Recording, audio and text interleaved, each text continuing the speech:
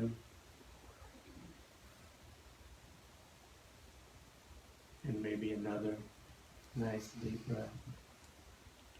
And let it out fully and completely. And go within that holy sanctuary to that Christ presence. And if you will, I want you to find and listen to that still small voice. That still small voice of God, that Christ consciousness that is within each of us. And I want you to listen to it. It is guiding you. It is leading you. It is comforting you and healing you right now. Pay attention. Listen. What is it saying? What is it asking of us?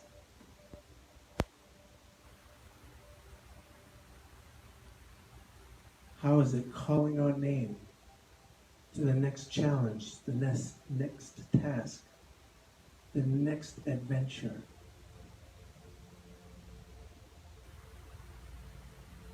I'll ask you to be present right now to that still small voice that lives deep within your soul, deep within your heart.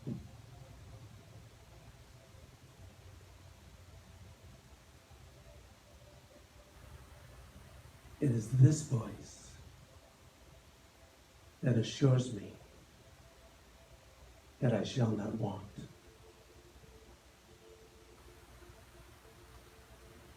That I have all things in abundance. It is this voice that makes me to lie down in green pastures.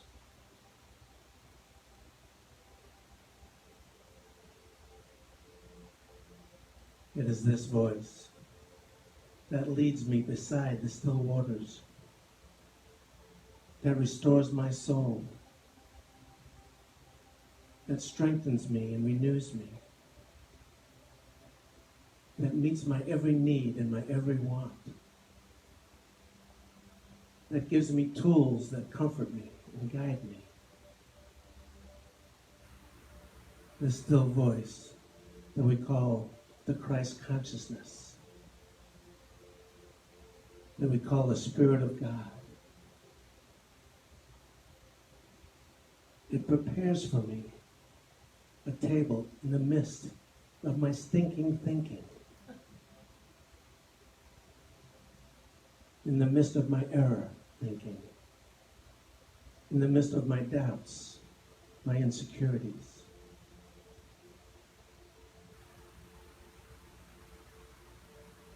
And even though I might find at times myself walking down the valley of darkness and despair, I know that this voice is with me. It's with me still, all the time.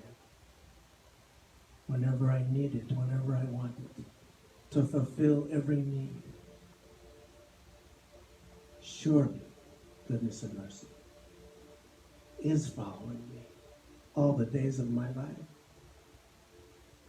And I am dwelling in the house of the Lord right now and forevermore. And so it is. Thank you, God.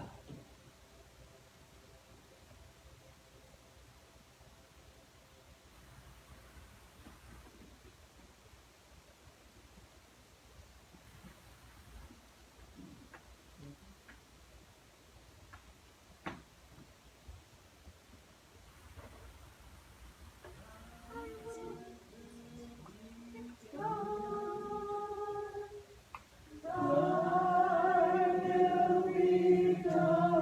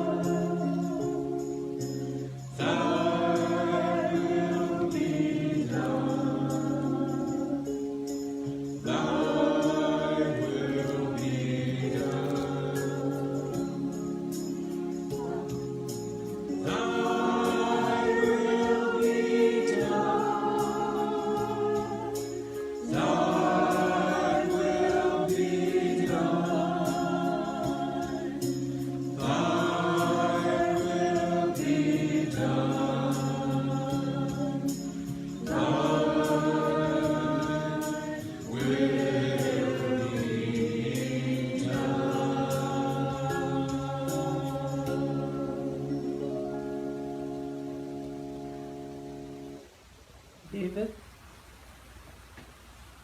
Good morning. Good morning. How are we doing today? Awesome. So far, so good? Oh, yeah. You know, it's always a pleasure for Susan and I to come up this way. We love coming up over the turns in the hills and seeing the beautiful mountains and just the majestic views. And you know, I'm hoping we never get tired of that, you know. A lot of times we get so familiar with things and like for me, example, I've come here so often I think I'm not a novelty anymore. And Your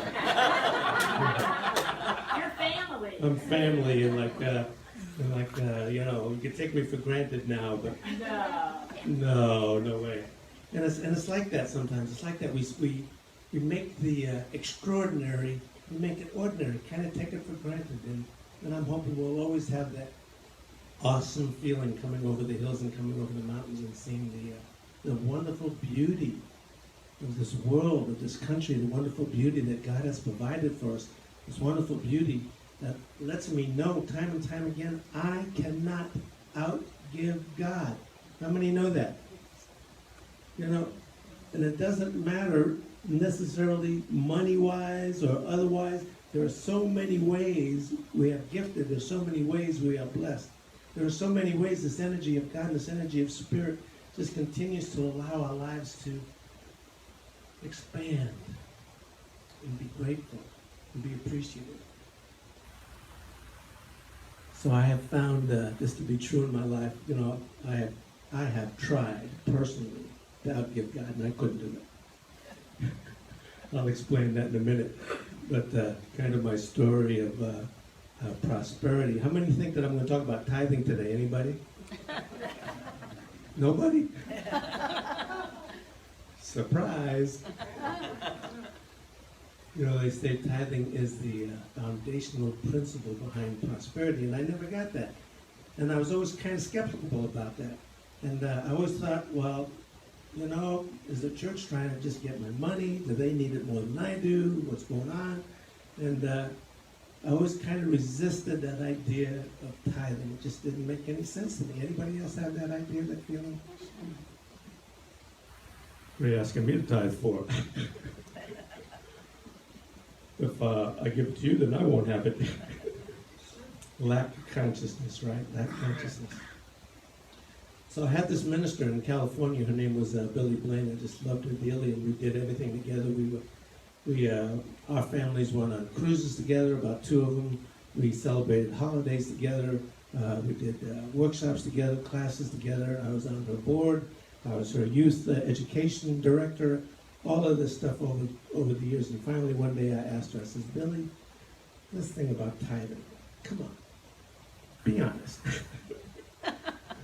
What's the deal? And she said, well, David, and I could trust her. We have a long history, a long relationship, and I really trust her, and I honored who she was. She said, well, David, I have found that as much as I give, as much as I allow myself to give out into the world, energies and love and finances and encouragement and all of these things, the more I get back. And I have found for myself that I cannot outgive God. Amen. And I heard that, and I heard this from my dear friend and minister, and I said, wow, there's got to be something to this. I don't know what it is, but there's got to be something to this. So I'm going to find out what it is, because she's telling me this is the key. So I started tithing, and I didn't start with 10%. I got to be honest. I have to stick my toes in the water slowly and gently. I started with about 3 or 4%. I can't remember exactly what it was. But you know, it felt good. I felt grown up. I felt mature. I felt like this is part of what I'm supposed to do as an adult. This is, and it just felt good. That's all. No big revelation. No big ahas. It was just a good feeling. And as I gave every week, and I started to write a little bit more, and I started to write a little bit more, I started to realize that my consciousness was starting to shift. Here's the key. I thought by giving, I wasn't going to get anything back. But it started right away with my consciousness. I started to realize that I didn't have to fear lack. I started to realize there is enough. I started to realize that I can trust divine order. I started to realize that I can trust the process of God active in my life, and that it was okay. So I started giving more, and I started giving more until I finally got up to my 10%. And I was working at Aerojet, and I was making good money. I was working lots of overtime, and I was making some pretty good bucks for those days. This was in the 80s and 90s, mostly the 90s. And so I started writing these big weekly type checks out because it felt good, because it was changing my consciousness, and because life was opening up, and opportunities were opening up, and I was attracting the people in my life that needed to come into my life. And I knew that my consciousness was continually expanding.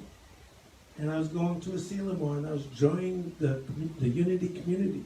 And so many great things were happening in my life. I just like, wow, maybe it's true. Maybe I can't outgive God. And then I went into the ministry. And at the ministerial school in 95. So in order to go into ministerial school, I had to quit this good paying job, right? So that income wasn't there anymore, but here's the deal. As miracles would have it, as circumstance would have it, as serendipity would have it, how God in the infinite wisdom of spirit would have it, there was a layoff in my department. And the guy who was getting laid off didn't want to go. This was in February. Interviews, this was February 95. Interviews were going to be March of 95.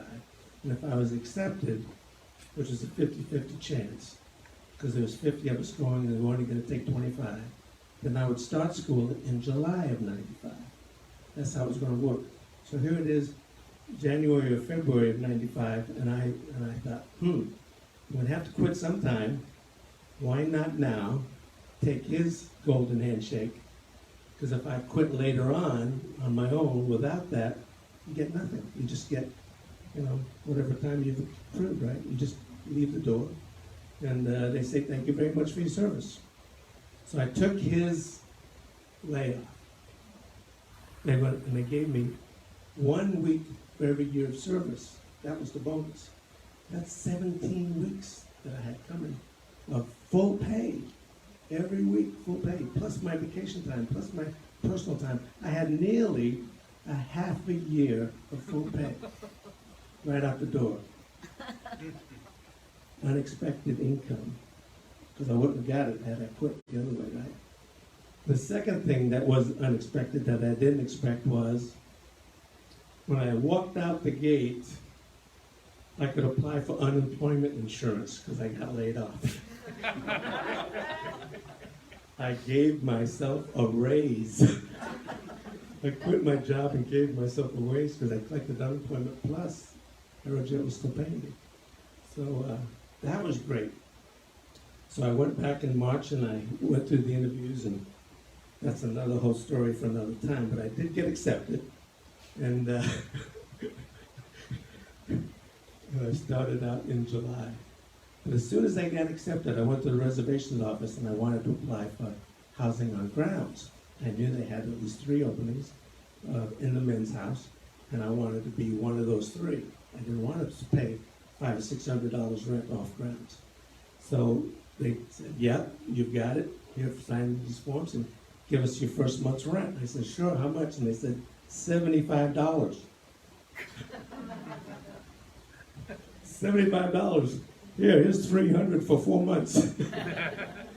I gave them 4 months right off the top, and that included electricity, gas, water, whatever. The only thing I had to pay extra for was a telephone line so I could have my internet and do my emails. So, yes, I was an emailer even in 95. So, again, unexpected income, right? That was thousands of savings right there. Who knew? Who would expected that? I couldn't count on it, but it was nice to get, right? I felt blessed. Second thing that happened was the Men of Unity there at Unity Village had a program where they sponsored one male student per term. And all we had to do was be their chaplain. and that we would meet on Saturdays at the clubhouse. And there were 11 males in my class, and I told them all about it, so they all had an opportunity to interview, but I got accepted. I got accepted to be their chaplain, and along with being their chaplain came 2 years paid tuition. Complete. To show up on Saturdays and practice my craft and give my talks and be with these people and be in community. I got 2 full years of tuition. This is the graduation gift they gave me. It's got my name on it. It's from the Men of Unity. And I'm so grateful to them today. But again, thousands of dollars of unexpected income. I haven't even done my first month in school yet. And then I went to my mailbox and I got a $500 check from my region. You know, UMass in this region sponsors people going through a ministerial school or field licensing. So the region gave me $500, and they told me I was going to get $500 every semester until my 2 years was up. It was another $2,000 right there. So that was another unexpected income that wasn't planned on. I'm telling you. And all the while, even without that good paying job, I kept writing that big weekly check. I kept on writing it because it was a habit now. It felt good, and I was realizing, wow, look at all the blessings I'm getting. This is incredible. So the next thing that happened was, you know, when you go to school to change your career, unemployment gets extended. So even though my severance pay ran out, you know, around August or so, my unemployment was extended because I was going to school. Another bonus. And then my church in Citrus Heights decided they want to sponsor me. They decided they were going to send me $200 every month to sponsor me going through school. More unexpected income. Before I was at the Unity of Citrus Heights with Billy, that minister I was telling you about, she was let go of from a church in Unity of Auburn, where I was her youth director. And circumstances, situations, she was let go, and she moved to Citrus Heights. But when Unity of Auburn heard that I was in ministerial school, they decided they wanted to claim me too. And they started to send me $200 every month to go to sponsor me to go through school. They thought, well, you used to go here, we're going to claim them. So there's more unexpected income. Absolutely incredible. So I decided, wow, I've got enough money to buy a car.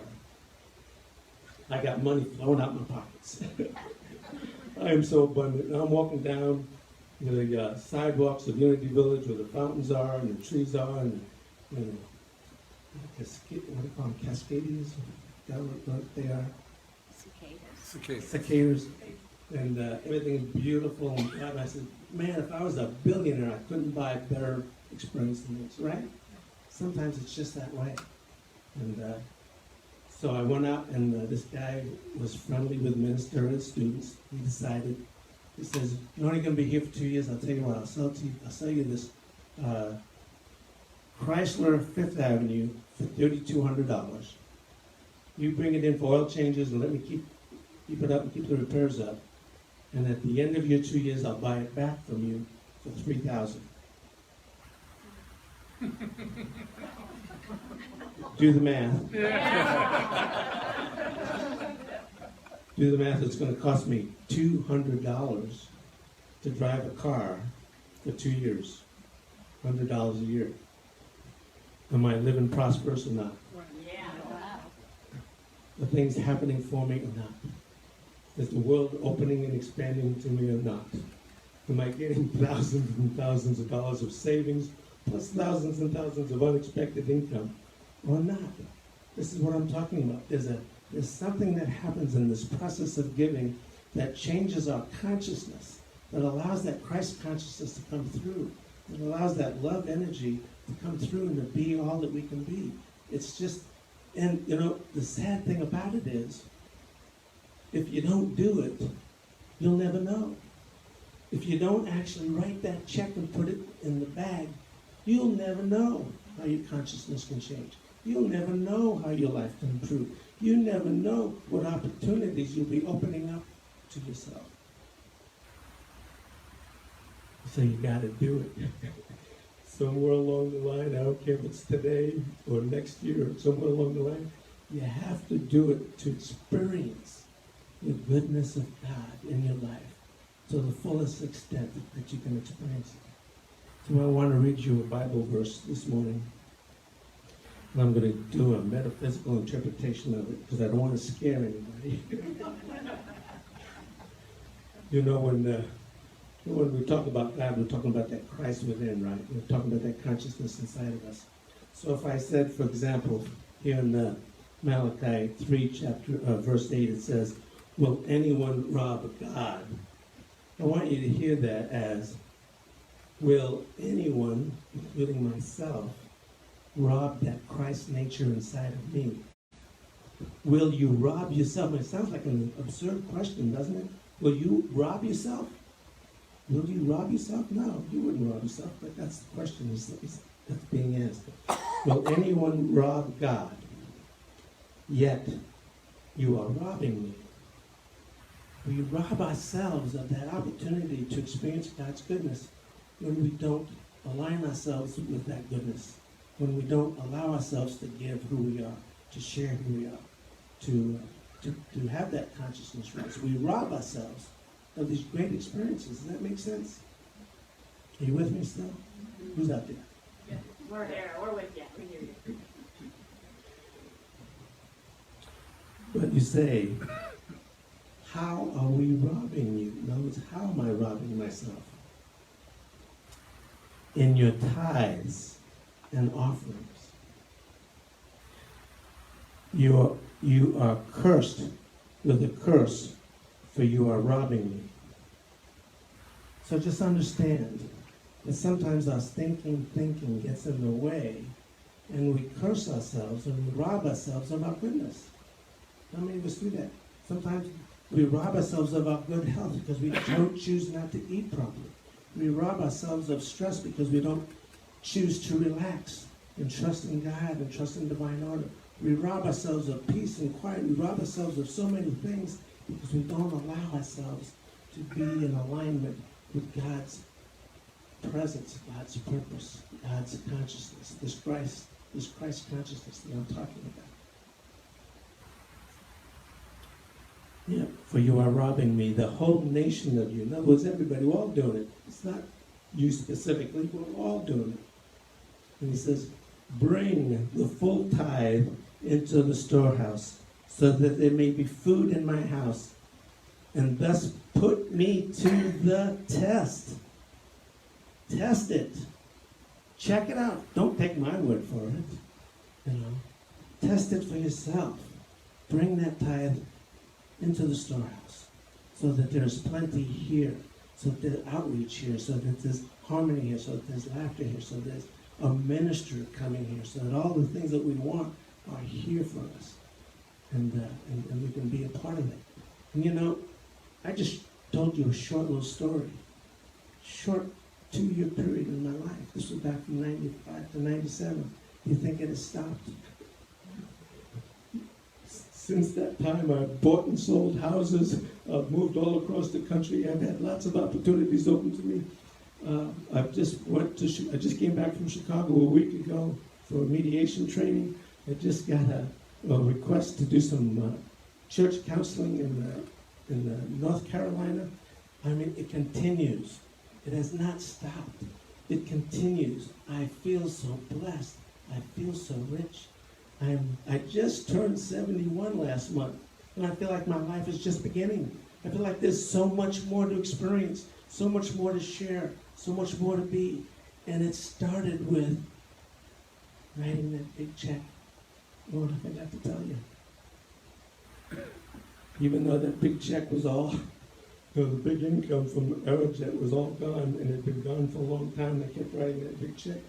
One time I checked to see just how much I was giving, and it was between 18 and 22%. I was giving between 18 and 22% of my income back to the source of my good.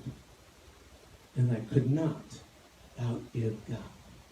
I don't think you can either. God bless.